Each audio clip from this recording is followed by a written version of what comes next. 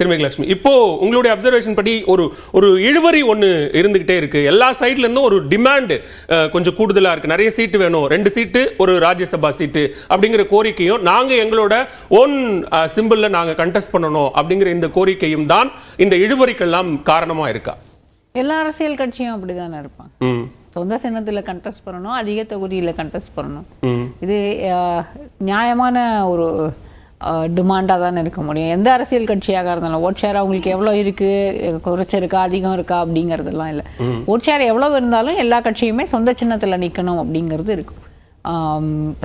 திமுக கூட்டணியை பொறுத்த அளவில் இருக்கக்கூடிய சின்ன சின்ன கட்சிகள் எல்லாருக்குமே பொது தொகுதி இல்லை ரிசர்வ் கான்ஸ்டுவன்சி அப்படிங்கிற அடிப்படையில் அவங்களுக்கு சின்ன மாறலாம். போன முறை விசிகாவுக்கு ஒன்று வந்து உதயசூரியன் சின்னத்துலேயும் இன்னொன்று வந்து பாண்டி சின்னத்துலேயும் கண்டெஸ்ட் பண்ணாங்க. இந்த முறையும் அந்த திமுக தரப்புல இருந்து அதை கேட்கலாம். அவங்க வந்து வேண்டாம் மறுக்கிறதுக்கு எல்லாருக்குமே எல்லா உரிமைகளும் இருக்கு. எனக்கு தெரிஞ்சு டிஎம்கேல வந்து இந்த பிரச்சனைகளை எல்லாம் ரொம்ப சீக்கிரமே அயன் அவுட் பண்ணிட்டு அவங்க தொகுதி பங்கீடு முடிச்சிருவாங்க. ஏன்னா இந்த 2 சிறிய கட்சிகளுக்கு மட்டும்தான் கொடுக்கப்பட்டிருக்கு அப்படின்னு நம்ம சொல்றோம். ஆனா அது அந்த அவங்க 2 பேருக்குமே அந்த தொகுதிகளை ஏற்கனவே இருந்த அதே தொகுதிகளை தக்க வச்சிருக்காங்க. இப்போ அவங்களுக்கு எவ்வளவு தூரம் சுமூகமான ஒரு பேச்சுவார்த்தை நடக்குது அப்படின்றது இருக்கு. காங்கிரஸ்க்கு வந்து நியாயமா அவங்களுக்கு டிமாண்ட்ஸ் அதிகமா இருக்கலாம். கடந்த தேர்தலை விட இந்த தேர்தலில் அதிக தொகுதிகள் கேட்பதற்கான வாய்ப்புகள் இருக்கு. ஏன்னா தேசிய அளவில் அவங்க ஒரு பெரிய அலையன்ஸை ஸ்டிச் பண்ணியிருக்காங்க.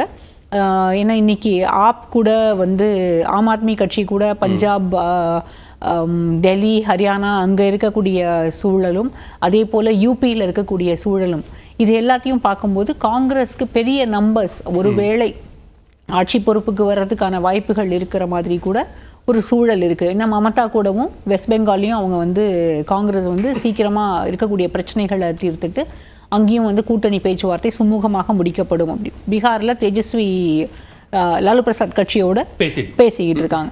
அதே போல தான் மற்ற மாநிலங்கள்லையும் இருக்கு இந்த நிலைமை. அப்படிங்கிற போது சவுத்தில் பார்த்தா எல்லாமே ரீஜனல் பார்ட்டிஸோ இல்லை காங்கிரஸ். தெலங்கானா காங்கிரஸ்க்கு வாய்ப்புகள் இருக்கு. இங்கேயும் வந்து கேரளாவில் 2 தேசிய கட்சிகளும் தான். அந்த அடிப்படையில் பார்க்கும்போது தமிழ்நாட்டில் காங்கிரஸ்க்கு டிமாண்ட் அதிகமாக இருக்கலாம். ஆனால் திமுக வந்து இங்கே இருக்கக்கூடிய பெரிய கட்சி திமுக அப்படின்ற போது காங்கிரஸும் அவங்களுக்கு இறங்கி தான் வருவாங்க. அண்ணா திமுகவிலிருந்து நிறைய ஃபீலர்ஸ் அனுப்பப்பட்டது. காங்கிரஸ் கூட்டணியில சேரணும், எல்லாம் வந்து காங்கிரஸ் தமிழ்நாட்டில் அண்ணா திமுகவோடு கூட்டணியில் வரணும்னு சொல்லி அண்ணா திமுகவிலிருந்து நிறைய ஃபீலர்ஸ் அனுப்பப்பட்டது உண்மை. ஆனால் காங்கிரஸ் கட்சியினுடைய தேசிய தலைமை அதற்கு வந்து எந்த விதமான பதிலும் கொடுத்ததா எனக்கு தெரியும். ஆனாலும் என்ன நம்பிக்கையில் இன்னும் அதிமுக காத்துக்கிட்டு இருக்கு? பெரிய கட்சிகள் வருவாங்க, திமுக கூட்டணியிலிருந்து வருவாங்கன்ற அந்த நம்பிக்கை எதன் அடிப்படை? அதாவது அது என்னன்னா ஒரு பர்செப்ஷன் தான். அந்த பர்செப்ஷன்ல ஃபர்ஸ்ட் தோத்துறக்கூடாது அப்படின்றது தான். பிஜேபி என்டிஏல இருந்து முதல்ல வெளியில வரும்போது பாரதிய ஜனதா கட்சியோடு இனி கூட்டணி இல்லை அப்படின்னு செப்டம்பர்ல அனௌன்ஸ் பண்ணும்போதே அதிமுகவினுடைய தலைவர்கள் சொன்னது என்னன்னா, நாங்க ஒரு மெகா அலையன்ஸை உருவாக்க போறோம் அப்படின்னு. அந்த மெகா அலையன்ஸ்க்கான வாய்ப்புகள் இங்கே இல்லை. ஏன்னா ஜெயலலிதா வந்து அலையன்ஸ் இல்லை அப்படின்னு சொல்லும்போது கூட இங்கே வந்து ஏற்றுக்கொள்ளக்கூடிய ஒரு மிகப்பெரிய வாக்கு வங்கியை அவங்க நம்பி இருந்தாங்க. அதே அளவு வாக்கு வங்கி இன்னைக்கு அதிமுகவுக்கு இருந்தாலும் இந்த தேர்தலுக்கு பிறகுதான் ஜெயலலிதா இருந்தப்போ அதே அளவு வாக்கு வங்கி இன்னமும் தொடருதா இல்லையா அப்படின்றதும் தெரியும். ஏன்னா கடந்த 3-4 தேர்தலாக ஏடிஎம்கேவோட ஓட் பர்சன்டேஜ் வந்து குறைஞ்சுதான் இருந்திருக்கு. அவங்க அதுக்கு சொல்லக்கூடிய காரணம் பாரதிய ஜனதா கட்சியோடு நாங்கள் கூட்டணியில் இருந்ததுனால். இன்னைக்கு பாரதிய ஜனதா கட்சியோடு கூட்டணியில் இல்லை அப்படின்னாலும் அதிமுக பாரதிய ஜனதா கட்சியை எதிர்த்து பேசுறதுக்கு இதுவரைக்கும் பாரதிய ஜனதா கட்சியை கூட இல்லை, அந்த கட்சியினுடைய தலைவர்களையோ அல்லது அந்த கட்சியினுடைய கொள்கைகளையோ இல்லை இங்கே இருக்கக்கூடிய ஆளுநரையோ யாரையுமே எதிர்த்து ஏடிஎம்கே எந்த மாநில தலைவரை மட்டும் தான் விமர்சிச்சு. ஆமா ஆமா, அவங்களுக்கு இருக்கக்கூடிய பிரச்சனை தமிழ்நாடு பாரதிய ஜனதா கட்சியினுடைய தலைமை பொறுப்பில் இருக்கக்கூடிய அண்ணாமலை மட்டும்தான். வேற யாரும் அவங்களுக்கு பிரச்சனை கிடையாது. அதனால யாரையுமே தாக்கியோ இல்லை அந்த பாரதிய ஜனதா கட்சியினுடைய கொள்கைகளையோ இல்லை தேசிய அளவில் அவங்க செயல்படுத்திய திட்டங்களையோ ஒன்றும் வேண்டாம். பட்ஜெட்டுக்கு கூட விமர்சனம் வரல.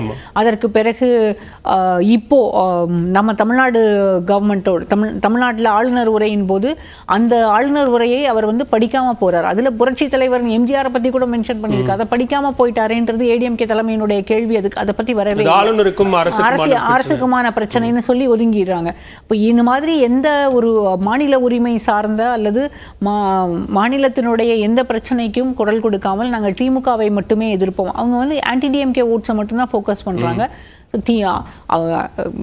டிஎம்கே கூட்டணியில பிரச்சனை வரும், பிரச்சனை வந்தா யாராவது நம்ம கிட்ட வருவாங்க அப்படின்றதுக்கான எதிர்பார்ப்புகள் அவங்க கிட்ட இருக்கு. ஆனா அதுக்கு வாய்ப்புகள் ரொம்ப குறைவு. பிஜேபியோட ஸ்டாண்ட் எப்படி பாக்குறீங்க? ஒரு பக்கம் பாமகவும் பேச்சுவார்த்தை நடத்துது. நம்ம அதிமுகவை இவ்வளவு விமர்சிக்கிறோம், ஆனா அதிமுகவோட அதிக விமர்சனத்துக்கு உள்ளாக வேண்டியது பாரதிய ஜனதா கட்சின்னு தான் நினைக்கிறேன். ஏன்னா இந்தியா பிளாக்கோட ஃபர்ஸ்ட் மீட்டிங் வந்து பீகார்ல நடக்கும்போது, பட்னா மீட்டிங் நடக்கும்போது, அதற்கு பிறகு முதல்ல என்டிஏ கூட்டம் கூட்டப்பட்டது. அந்த என்டிஏ கூட்டத்தில் இருந்த ஒரு மிகப்பெரிய கட்சி அதிமுக தான்.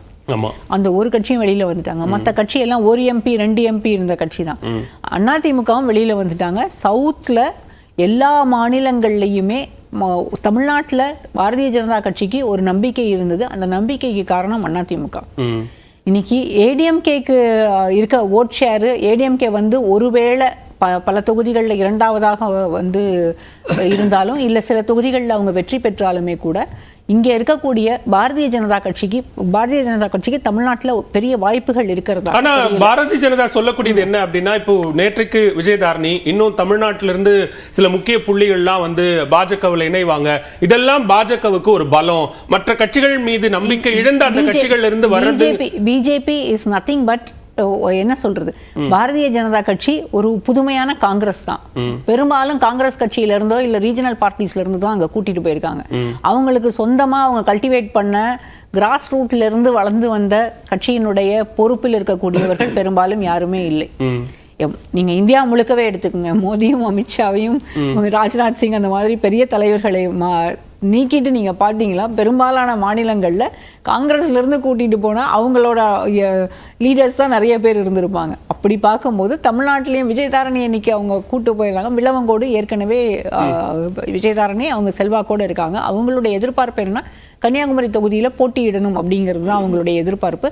ஒருவேளை அதற்கு வாய்ப்பு இருக்கலாம். ஆனால் கன்னியாகுமரி வந்து எப்போதுமே வந்து பிஜேபி வர்சஸ் காங்கிரஸாக தான் இருந்திருக்கு. அங்க விஜய் வசந்த்துக்கு செல்வாக்கு இருக்க தான் செய்யுது. பார்க்கலாம் எப்படி இருக்கும்.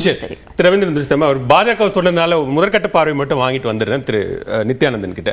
இப்போ தமிழ்நாட்டில் மற்ற கூட்டணிகளை காட்டிலும் பாஜகவினுடைய நிலைப்பாடு பரிதாபகரமாக இருக்கிறதா அப்படிங்கிற ஒரு பார்வை முன்வைக்கிறாங்க. இன்னும் யார் வராங்க, ஏற்கனவே தேசிய ஜனநாயக கூட்டணியில் இருந்த கட்சிகளை கூட ஆமா நாங்க பிஜேபியோட தான் போகிறோம் அப்படிங்கறத கூட இன்னும் அதிகாரப்பூர்வமாக அறிவிக்க முடியாத ஒரு சூழல் இருக்கு.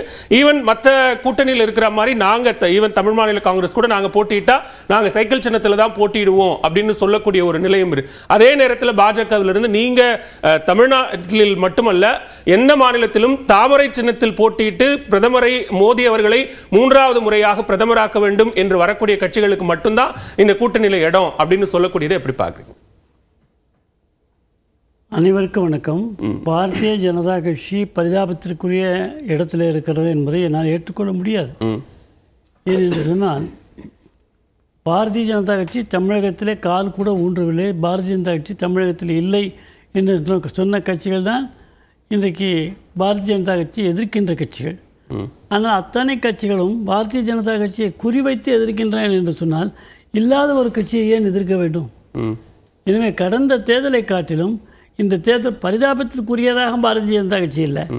அதனுடைய பரிணாம வளர்ச்சி எந்த அளவிற்கு அச்சுறுத்தலாக மற்ற கட்சிகளுக்கு இருக்கிறது என்பதைத்தான் நாம் இங்கே பார்க்கிறோம். இது அலையன்ஸ் அப்படின்னு வரும்போது தான் அந்த மாதிரியான ஒரு சூழல் இருக்குன்னு சொல்ல வரேன். நான் வரேன் உங்களுக்கு.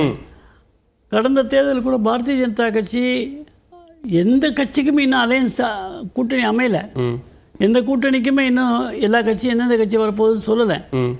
கடந்த தேர்தலில் திராவிட முன்னேற்ற கழகம் எந்த சூழ்நிலையிலே வெற்றி கண்டது என்று சொன்னால், ஜெயலலிதா அம்மையார் இல்லாத நேரத்தில் ஆளுமைகள் தமிழகத்திலே எவருமே இல்லாத சூழ்நிலையிலே 40 ஆண்டு காலம் கருணாநிதி அவர்களோடு இருந்த திராவிட முன்னேற்ற கழக தலைவர் ஸ்டாலின் அவர்கள் மட்டுமே உயரமாக தெரிந்த காரணத்தினால் அவரை முன்வைத்து தேர்தலை சந்தித்தார்கள்.